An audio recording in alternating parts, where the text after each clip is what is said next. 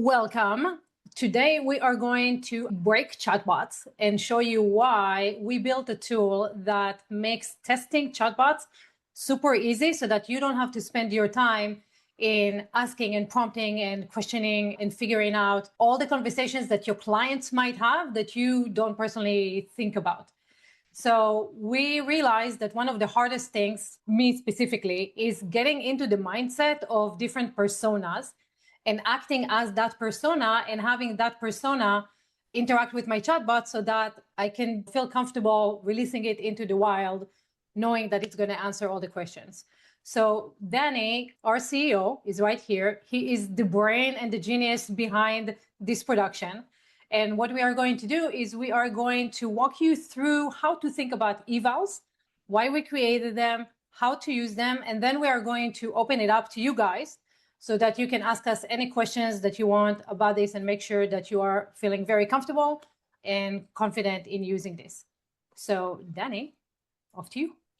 Excellent. So let me go ahead and start sharing my screen. Today, we're going to go over our evaluation agent and how we can use that to really scale our AI concierge, our AI chatbots, our virtual use, to make sure that they're built correctly, they're not hallucinating, they're succeeding at their goals, and that there's no regression.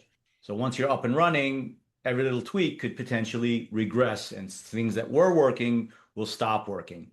So I have a very simple example to show everybody, but in the beginning, just to make sure that we're all on the same page, I promise you, they're not many slides. We'll go through them really quickly. I know everybody isn't a big fan of slides, but just so we're all on the same page. Okay, what are evals? Evals are evaluations, which means they're tests.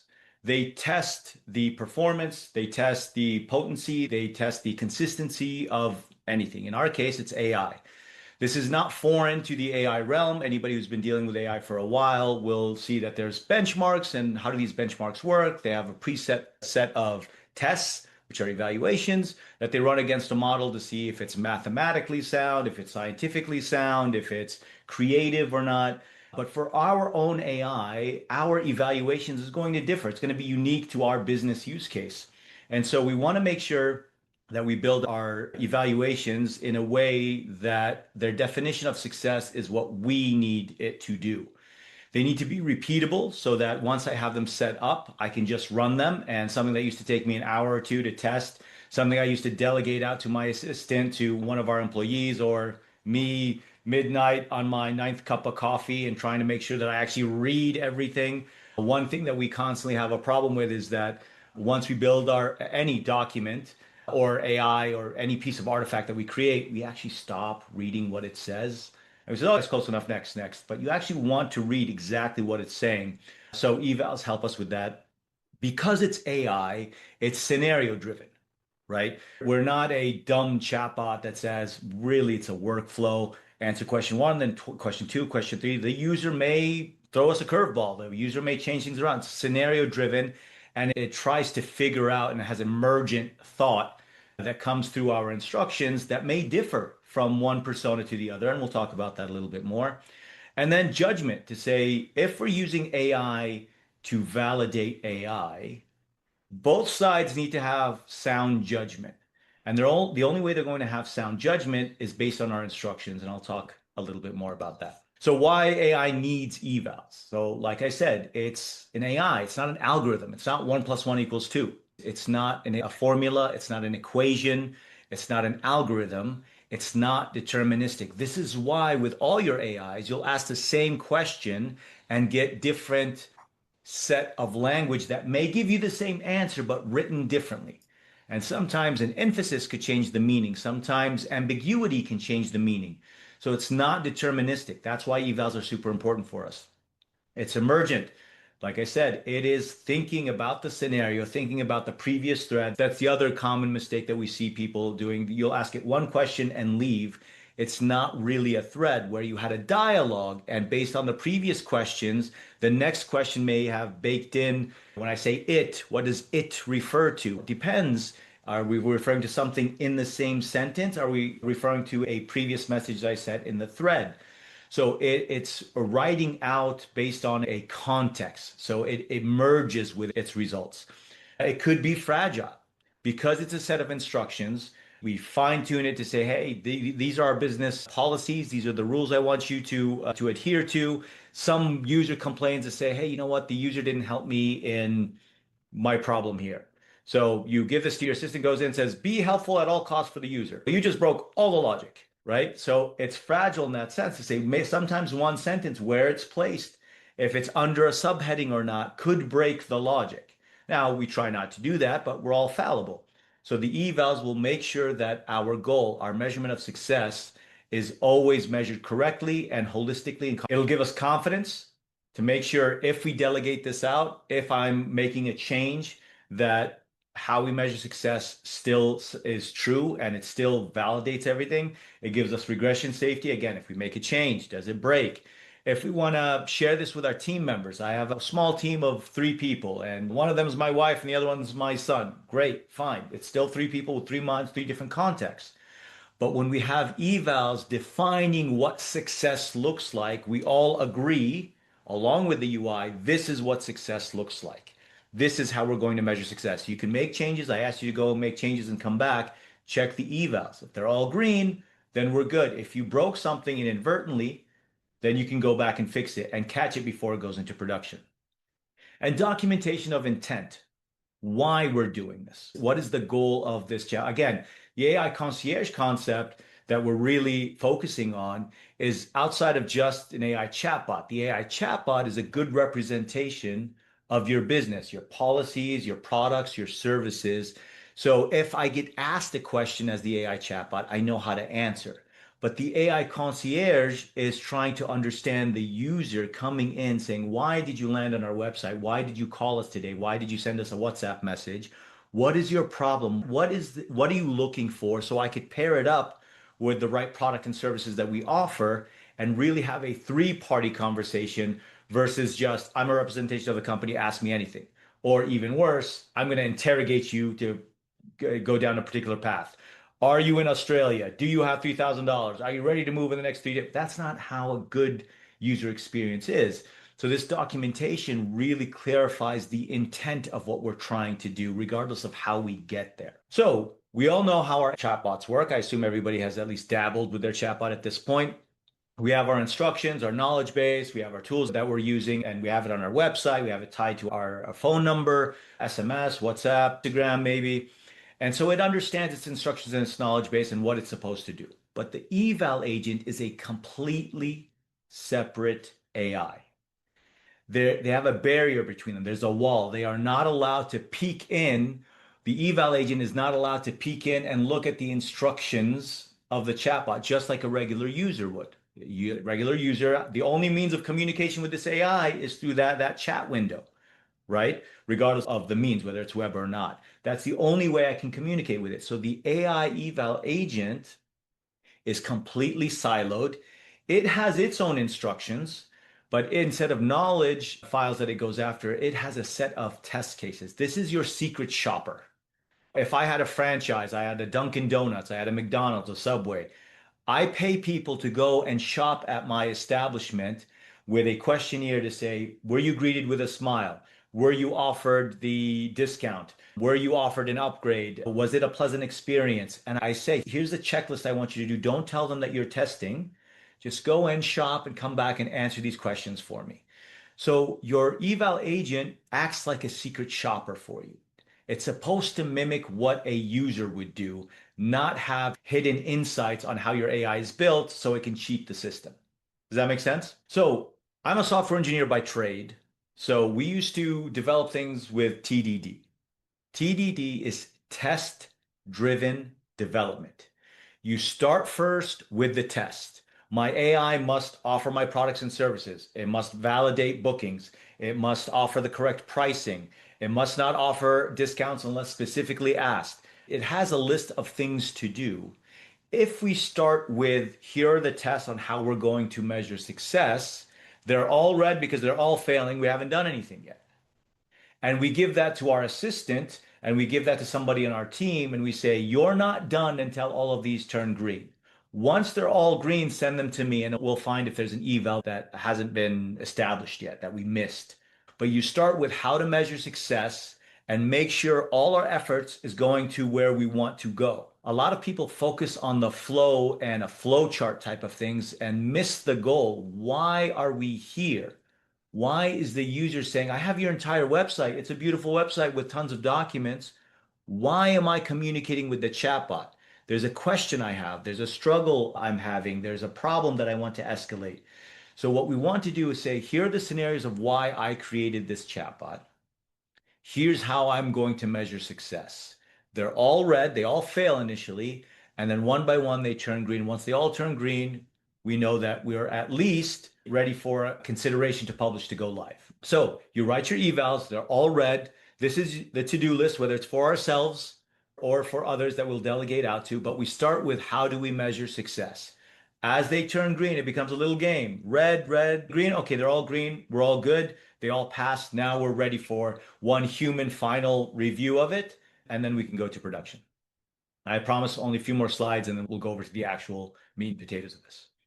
So this is scenario driven. Just because you ask a question the way you intended the question to be asked doesn't mean your user is going to ask it this way. Just because you are expecting your user to ask these sequence of questions to get these sequence of answers doesn't mean the user is going to do that. So we need to build scenarios, not necessarily flowcharts. And even if you do build a flowchart type, step 1, step 2, step 3, we don't recommend that, but you can technically do that. They can easily break out of that and say, nope, I don't want to answer that right now. I want to ask about your budget. I don't want to answer about my budget. So what do? So it needs to be scenario driven. Also, the exact same AI. John goes in, works perfectly. I send Yifat, she breaks it in 5 minutes. Yifat's our QA at noem-ai. She will take anything you make and make sure it breaks in 5 minutes because we interact with it differently, right? So the persona of the person, am I a curious shopper just shopping around? Am I an existing customer? Am I an angry customer? Am I a short-fused businessman who has no time for back and forth? These personas will change the interaction and the tolerance for measuring success. What are our expectations and what are the steps that we need to take? A big mistake that we see people do is that they try to one-shot everything. With one question, here's the full answer, and I get two pages of documents. Too much, right? Ask the question, get to know the user a little bit more, draw out a little bit more information. It doesn't have to be 15 steps, but 1 or 2 questions to narrow down, here's the answer, but still give them the flexibility to say, if that's not what you're looking for, I could still find what you're looking for. Good versus bad, scenario driven, 1 behavior per test. You don't want to test 5 things in one test, right? Every test is siloed. Now your eval has many tests, but every test tests one thing. Because the more you give it, the more it could dilute, the more one positive, false positive could give you a false negative, and so on. So you want every test to be just single purpose. Test that at the end of the day, if you ask for our shipping, here's our policy for our shipping.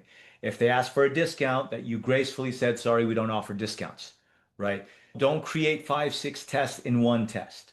Troll proof. This is the internet. People will troll you. Does it have a limit on how much it's willing to tolerate people who are trolling you? How can I identify a troll? How can I identify what does it do if somebody comes and says, I'm going to sue you tomorrow? What do? Do you immediately escalate? Do you terminate the chat and say, give us a call? So you want to deal with not just happy case, but the opposite side. When somebody is trying to jailbreak it, somebody's trying to make it say something it's not supposed to say, and so on. Clear measurement of success. Make this design better. What does that mean? What does better mean? Be friendly. Okay, did you think I was going to be rude? I wasn't going to be rude. Being friendly, of course, the AI is going to be friendly unless you specifically really try hard to make it not friendly.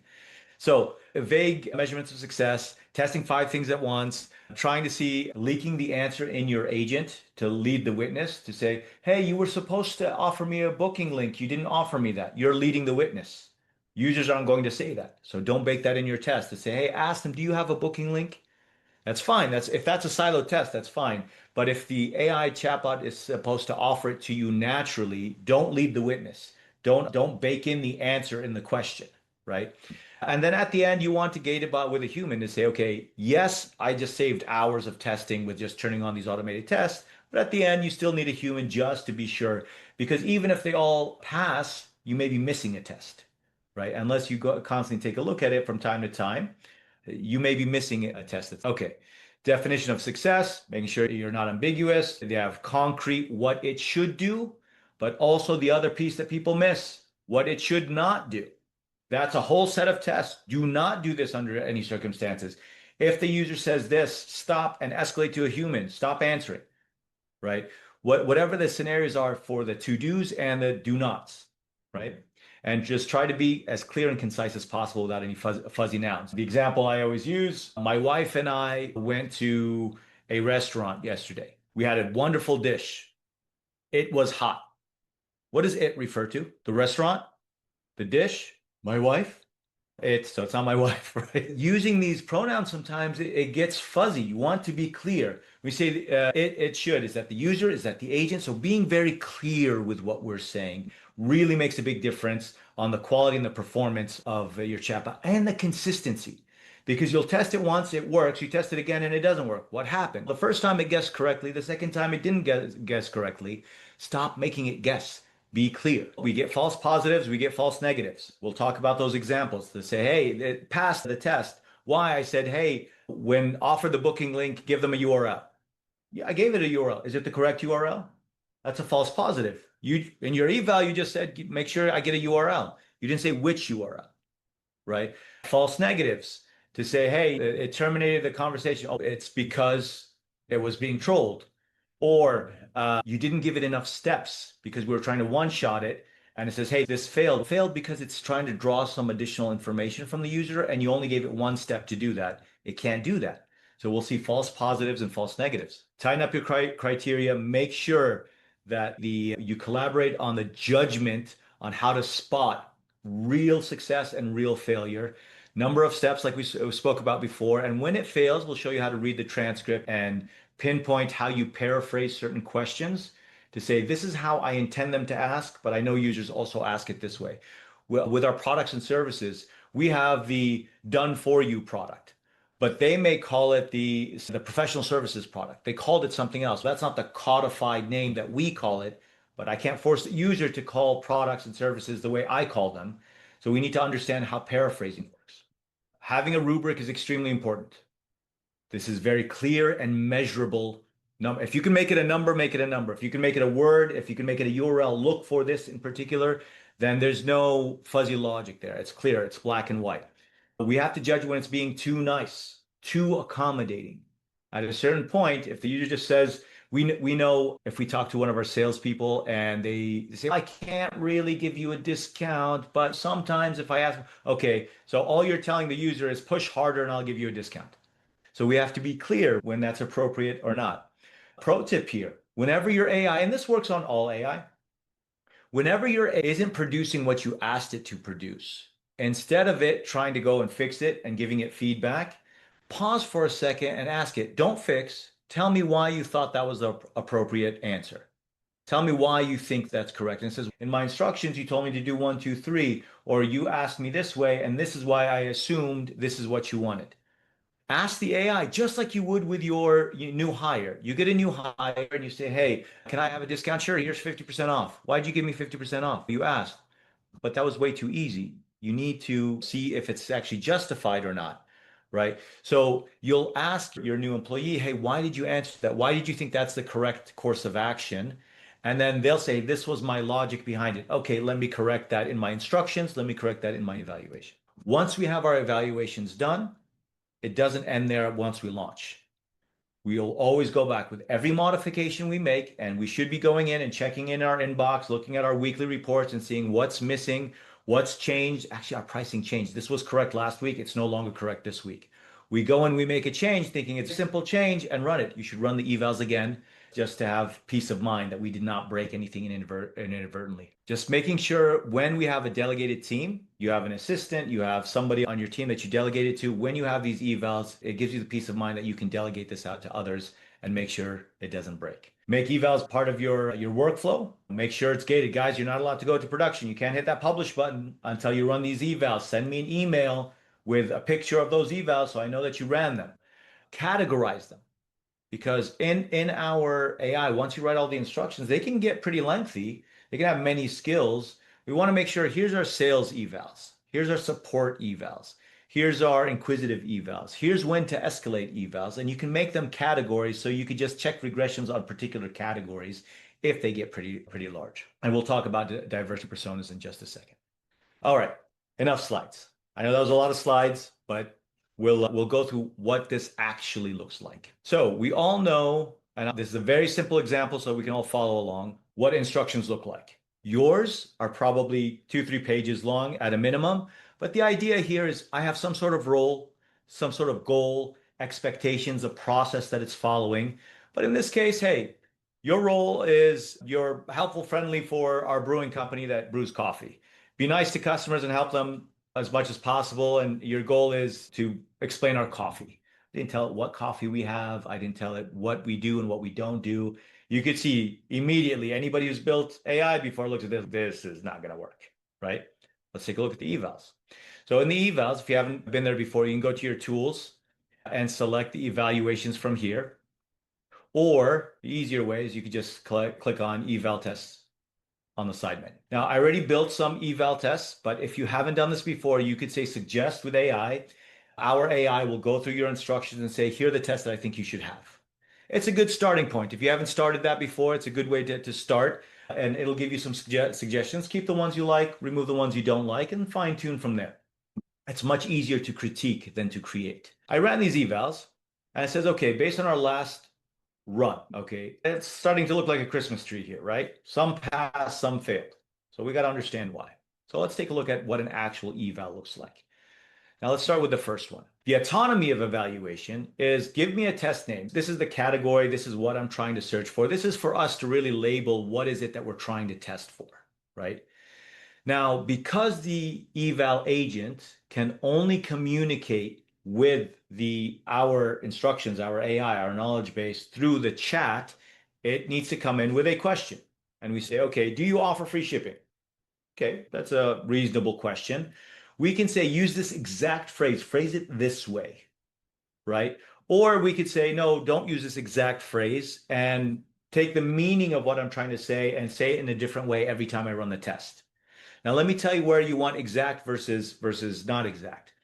For example, in certain municipalities, it is unlawful and against compliance if you call, let's say I'm a taxi company, I cannot call my taxi drivers employees. If you call them employees, they're classified completely different. It's a mess. There's been lawsuits against that. So if I say, hey, how many employees you have, and you answer no, you could say contractors, you could say drivers, not employees. So in that case, I wanted to specifically ask me how many employees you have that are driving, and then answer no. But if you ask me how many drivers, I can tell you, or answer in a way that says, hey, we don't have employees, but we have drivers. So that's when you want to use exact phrasing versus no, every time I run this test, be creative. You understand the question I'm trying to ask here, rephrase it so that I'm not over indexing for the phrasing of the question. And we see our expectations. It must state that orders over $40, it passes only if it's for the $40 threshold, that it's free after $40.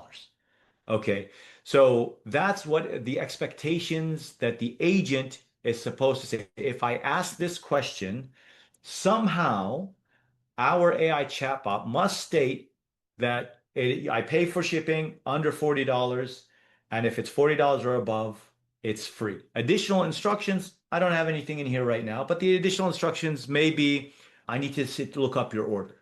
So in this case, in the additional instructions, we could say, if they asked you for the order, give it order number 12345. That's my test order to test for.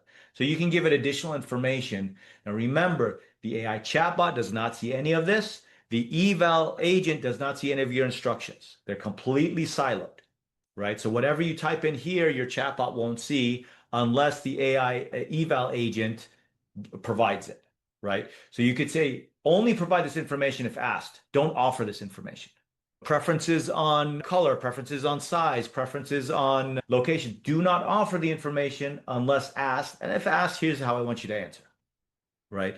And don't provide all your preferences at once. Provide them one at a time. Be coy with them, right? Be skittish. Try, see if my AI got out of them or not. The other thing is the number of steps.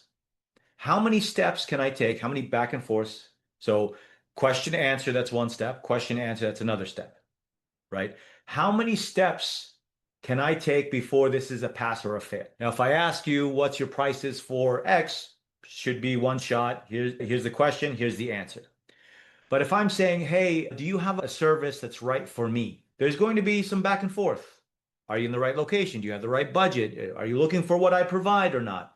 So you could say maximum steps, 5 steps. Here are my preferences, and the additional instructions, offer them only when asked. And you could see sometimes it failed because it took 7 questions to draw that out of the user. Yes, that's too much. People will abandon that flow. It's just too many questions, right? So you could put a threshold about how many tests, how many steps, sorry, before the evaluation, the test deems itself a pass or a fail. Let me pause right here. Any questions so far? All clear? If you guys have questions, just unmute and jump in. Curious what the token cost is for an eval run. It's the same. It's as if you were to type it in manually. There's no additional cost to that. It's the same cost as if you were to type it in manually. And anytime you're checking on pricing per token, if you go in here, you can see current pricing and see the list of all the pricing that we have. We generally try to optimize towards making things cheaper for everybody. But unfortunately, because OpenAI, Google, Anthropic charges us, whenever they charge us, we have to pass that along. But there's no additional cost that we add to it. It's the same cost as if you were to type it in manually. Highly rather than you guys sitting there and testing it for hours. If the eval does it, it'll be exactly the same way as a human sitting there. You just get your time back. Yes. It's all part of business. Awesome.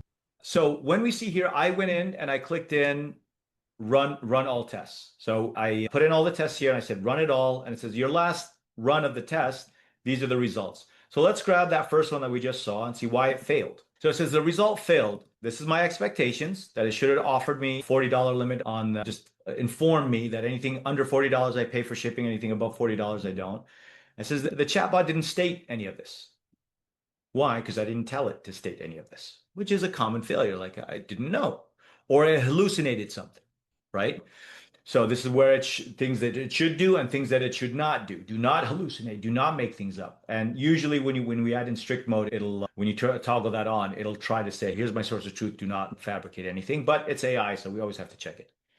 So the question came in, do you offer free shipping? And it says, hey, what's your postal code? Why? Why did you ask me this information? If I gave you this information, first, the threshold was 1 step.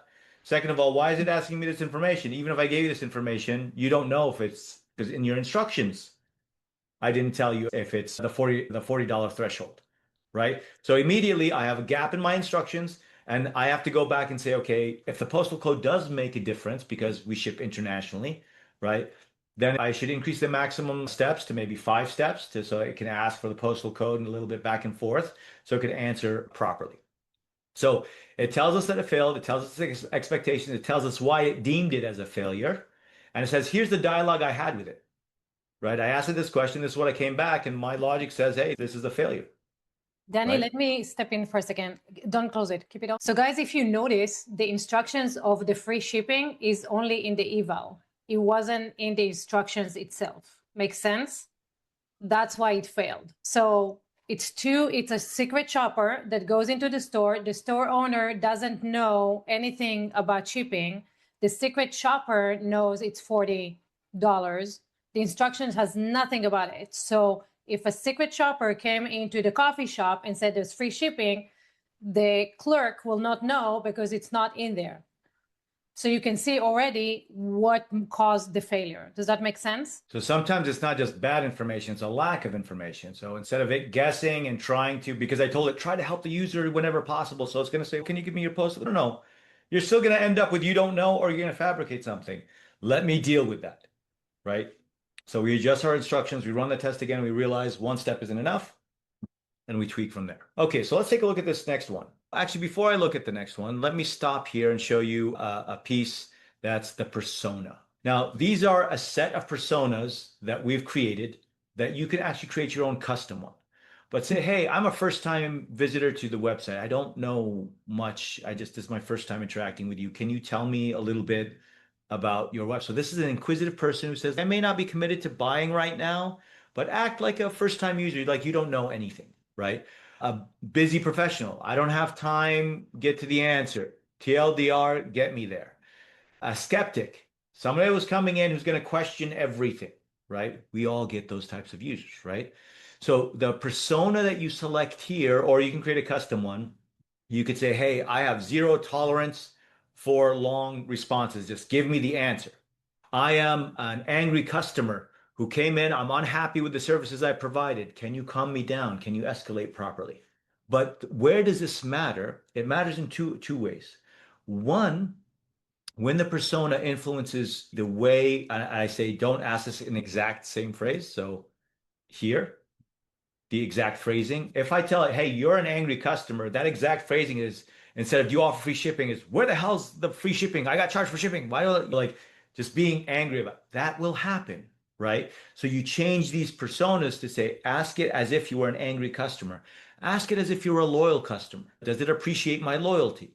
Ask it as if I'm somebody fishing for information, right? So you can give these personas, and the more you give it flexibility to change. Now, remember, this is just the starting question. All subsequent, assuming this was five steps, the AI is going to come up with it, right? The persona will influence it.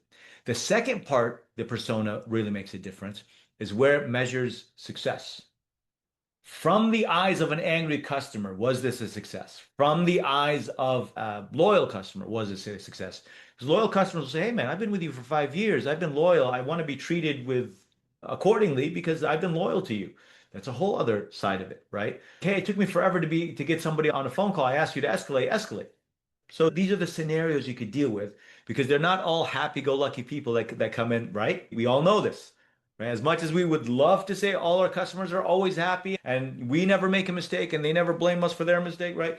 This happens to all business. It's part of business. It's a failure on us if we don't anticipate it, right? Okay. Any questions on so we have a list of personas that you can select from, or you can create your own persona and just say, hey, this is the persona I want you to adopt. If you're looking at something here, qualifies before recommending. Which coffee should I buy? Before you just start regurgitating, here's our top seller, our most expensive one. We all know this when we go to a restaurant and we ask the waiter, hey, waiter, what do you recommend? And they recommend the most expensive thing on the menu. You know, that's not necessarily the best thing to eat. It's just because it's the most expensive thing. It's going to jack up their tip, right? But if you go and you're like, actually, people really like the Reuben sandwich. I really like this sandwich here. Okay, so you take the recommendation with more gravitas. And if they ask you, do you like seafood? Are you a vegan? Are you a vegetarian? They asked me before they recommended, right? So if I come into this coffee shop and I say, hey, what coffee do you recommend? And I just give you a recommendation, that's a poor user experience, right? Before recommending a specific coffee, make sure you ask a couple of questions. Now, don't volunteer your preferences, right? This is what we were talking about before. But if asked, you like strong coffee with milk. Make sense? See how the different scenario building that we're creating, right? And this is going to be a minimum of 2 steps. I have a maximum here of 2 steps. So maybe it will fail because they only gave it 2 steps. The first question was, do you like strong coffee versus weak coffee? Do you like milk or not? That's going to be more than 2 steps. So it will fail. This is a false failure. It failed just because I said you have to do this in 2 steps when it really needs 3 steps. Does that make sense?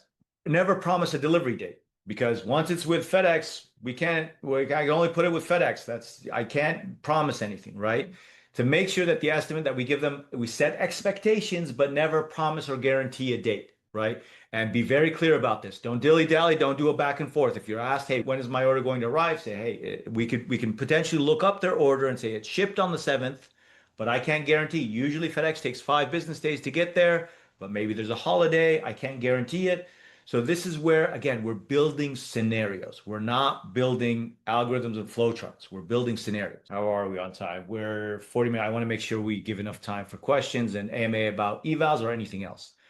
Let's jump all the way to a bad eval. All right, this is obviously bad. Tell me about your coffee. The bot, make sure the response is helpful and friendly. What is helpful? What does friendly mean? This is always going to pass because whatever you give me is some measurement of help, right? And I'm sure the AI, unless specifically told to be rude, is probably going to be polite and friendly. So this is not measurable. This is not using a rubric. This is not saying, hey, make sure you provide this link. Make sure it's a $40 limit. Make sure it does not provide a discount code. These are more clear, cut and dry, black and white, binary answers, right? Not everything is binary, for sure. But not everything has to be that ambiguous. Be helpful. What does that mean? How much helpful? Just by saying, hey, I'm here to help you, that's technically being helpful, right? So this is obviously a very extreme bad eval. But you'll see this, we see this more common than not with people in their instructions and in their evals. They're just saying, hey, give a good answer. What does good mean, right? Be helpful. What does that mean, be helpful? And sometimes be helpful, but they're asking me for a free product. Being helpful means giving them the free product. So I have to go against being so prioritizing to say, be helpful unless it violates policy. So in my eval, I'll say, be helpful. Make sure that you're offering products and services. Just make sure that you don't violate the policies. For example, A, B, and C, you should not violate. Does that make sense? I can go through the other evals, but let me pause here and open up the floor to just anybody have any questions about evals, how to use in particular scenarios in your business that maybe we can use as an example. So I'm going to actually put some people in the hot seat and let's see how we do with that. Riley, my favorite. So Riley is building a really cool mock interview, and he's going to take students through the interview and show them whether or not they're interviewing well or not. And if they're not, come buy our services. Riley, we're starting from the beginning. How do you know that the chatbot actually did a good job? How do you measure success in your scenario? Good question. It's got to follow a lot of guidelines, to be honest. I've set a lot of those instructions up through the knowledge base and through the instructions as well. So it's very company based through the owner's own personal thoughts, right? So, but if the owner was like about to test it and he tested it himself, he'll be like, Riley, it's not working because XYZ, or Riley, it's doing a great job because XYZ. What would be the XYZ that would be like, oh, this is not working the way I want it? That would be the eval, right? Oh, this is working the great way I want it. That'd be the eval. So what would he be like? This is what I want to see when someone interacts with it. These are the things that when we're testing it ourselves, we think about to say, hey, when I come into the instructions, all of us have done this. So I go to the instructions and I hit test and I test it for something. What did you test it for? And how did you know it worked or not? If it's relying on you to test it that way every single time, then it's going to be relying on you to test it every single time. Versus, especially if you're doing this for a third party, at one point, hey, we hired somebody, we want to take this over. Or Riley, you're off to bigger and better things and you need to delegate this off to somebody else. But you want to make sure all the measurement of success doesn't break the second you delegate this out to somebody else. So this is the part to go back to first principles to say, what is the mission? What are we trying to do here? How do we measure that? How do we measure, again, if I go to a designer and say, hey, go design a good website, what does good mean, right? And is my good the same as your good, right? And is a good restaurant website the same as a good luxury watch website? The criteria may be different. So these are the things, and Riley, I know you were put on the spot and feel free not to answer, but the idea is to really go back to first principles and say, how do we measure success? Put it in there and then test it, but also taking time to say, how do I measure failure? No matter what, you're not supposed to do that. You were supposed to avoid this, right? And put in how do you measure failure and make sure the success on that test is that it refused to do this. It escalated. It offered an alternative. For example, people that come to noem-ai, right? And they'll say, hey, here's one of your competitors. I think they're amazing. We could ignore that question. We could talk smack about our competitors, or we could focus on our strengths to say, hey, you know what? All our competitors are great. There's nothing wrong with them, but here's why we think we succeed, right? Here's where we measure ourselves to be better than, right? Focus on yourself versus others. So that kind of rubric is to say, okay, they pushed me. They said, hey, what don't you like? What don't, and at the end, it must say, hey, I'm not going to say anything poorly about my competitors, unless you want to say something poorly about your competitors. All right. So you're just clear about it. And really, it's just going back to first principles. And it's odd that sometimes after we build the instructions, it's hard to go back and think of those. It's odd. It's actually easier when there's a blank slate because I haven't written anything yet, right? But when you go in, you say, okay, we go to the demo builder, it's build my bot, and we put in a website and it built it and it gave us all these nice instructions. And yeah, it's actually pretty good. But before I even test it, does it do A? Does it do B? Does it avoid C? If I was an angry customer, how does it deal with me? If I was a lawyer trying to sue the company, how does it deal with threats? How does it deal with trolling? We put that in there. And these are the first principles. And we say, oh, I'm a happy customer that I built this chatbot. I'm happy. We're good. If these are all true, I guarantee you your 5, 6 are going to become 10, 15, but at least it's a start. You will add to that list. All of our customers, we know how customers will move the goalpost on us, right? We state to them, if I do 1, 2, 3, and I provide these services, if my product does 1, 2, 3, this is a success, right? And then a week later, but I want 4, 5, and 6. Well, we didn't say 4, 5, and 6. When we're self-critiquing, we can obviously add those additional features. When we get feedback from our customers, that weekly report that we get, right, in our inbox, do we actually read it? Some of those issues could be a failure in the chatbot that we can fix with an eval. Start with the eval, make sure it fails because I was able to reproduce what happened, then fix the instructions to turn it green. Then you know it's good. It won't happen again. It won't regress if I give it to somebody else. It won't regress if I make a change and inadvertently break something else. Make sense? And guys, when you resell, this is your measure of success. And this is how you can say, I've done what you've asked me. Because if you start the conversation with a client and say, what problem are we trying to solve? And here are the 4 ways that we're going to test that we actually solved it. Those 4 tests become your evals. You can show the client, I've done what you've asked me. Now, if they change the stuff, then they change the scope. Then it could be step 2. They could be different things. But this is your way of making sure that it gets them the results that they want, even though the AI will sometimes phrase things differently. Does that make sense? So it's actually a very good tool in your tool belt when you're acting as a reseller and you're trying to show that you're following instructions. Defining what success is and how you're going to measure success prior to building the project is key to have a successful third-party project, right? I'm building on behalf of someone else. We define what success is, what failure looks like. We say the evals are all red right now. If I turn them all green, we're good. That second invoice you're going to pay, right? Yes. And then you go through your evaluations and you understand the spirit of where they're at, because right there and then you understand, oh, maybe there was a miscommunication. I didn't understand that's one of your goals. Okay, you get to align early versus I just spent 3 days building these instructions for you and you come in and you throw a curveball on me. It will happen, but it's at least mitigated, and you have a negotiation tool if you're doing it on behalf of someone else to say, you didn't tell me that in the beginning. Obviously, we all want to give a great experience for our customers, so we can tweak it. And again, if this is for ourselves, we'll do it to ourselves. We'll define what success looks like, and then we'll go in and we'll change the definition again. That's okay, but at least you're mitigating your risk there. Guys, are you right now very comfortable at going in and creating evals and using them to test your own AI concierge? There's 2 other things here that you can see. Sometimes when you start with things, right, you start with a blank canvas, it's a little hard to be like, okay, I don't know what to ask and I don't know how to set it up. So we have the suggest with AI, and then you can walk us through this. Yeah, this won't work well in this example because the instructions aren't there. But if you basically click on it, it will go generate. This is not going to do a good job because there's no instructions. There's literally 4 lines of instructions. But if we had a large set, it will give us a large set of suggestions and say, this is what I suggest you test on. And you can say, okay, I don't like this one. I like this one. I don't like this one. I like this. I like this. Go ahead and generate. And it'll generate it for us and it'll create new evals. And once those evals are created, we can then open it up and, okay, let me fine tune this a little bit. Let me give it additional information. There's a test order we always use. It's always 1, 2, 3, 4, 5. So if asked for your order number, then provide order number 1, 2, 3, 4, 5. It'll hit our API. Our API is going to fake the answer because it knows 1, 2, 3, 4, 5 is not a real order.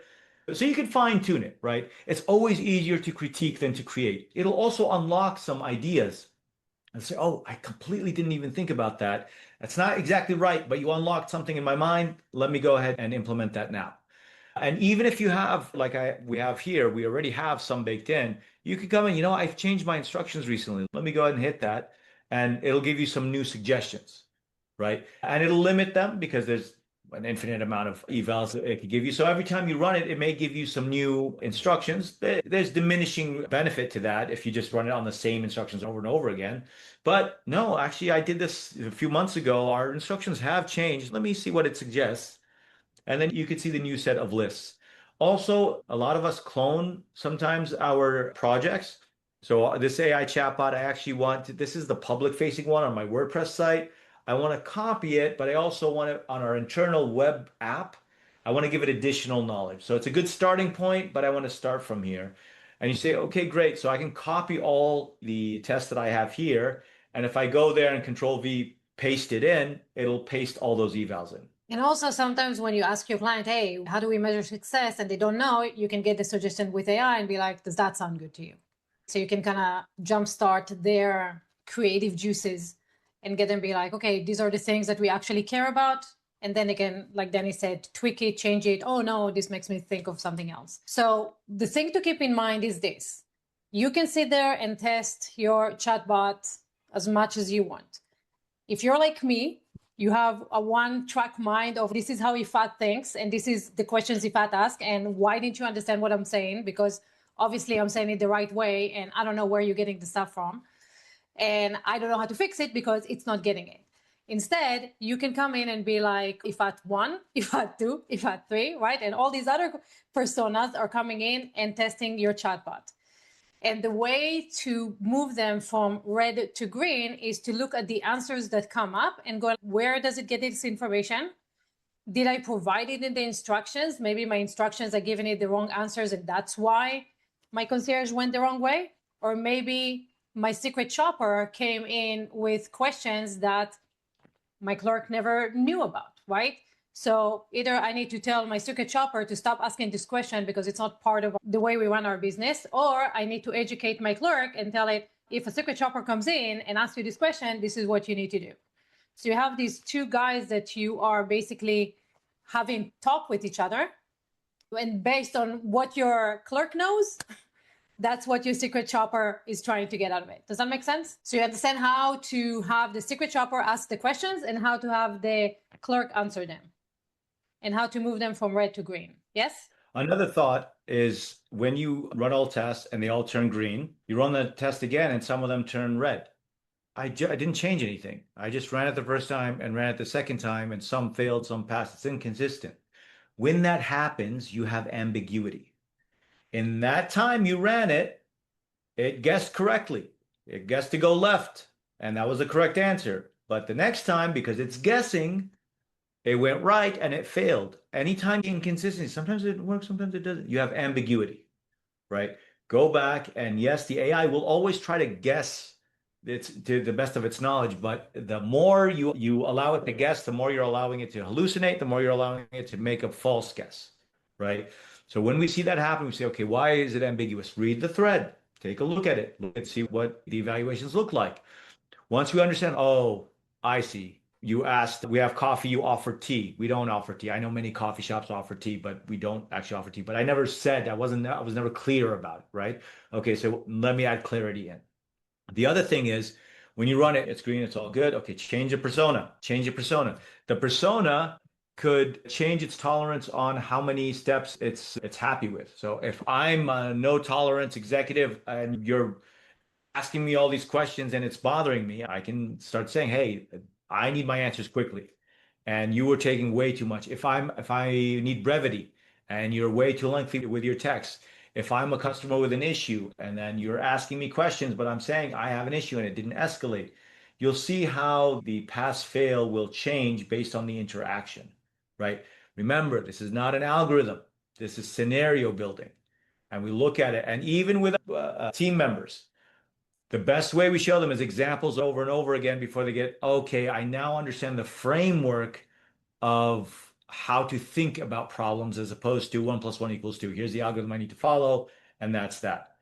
This is side note why I think remote work is one of those issues. They don't get to overhear everybody talking and say, oh, I see how you answered that question. Oh, I see how you changed your tone once the customer was upset versus not upset, when your boss was upset or not, right? Our AIs is similar. And when you cannot articulate, for some reason, you're failing to articulate what you really mean, give it examples, just like you would with a human. When you fail to articulate exactly what you're trying to say, I can't, I need to show you examples. Give it examples. Give it, here's good examples and here's bad examples.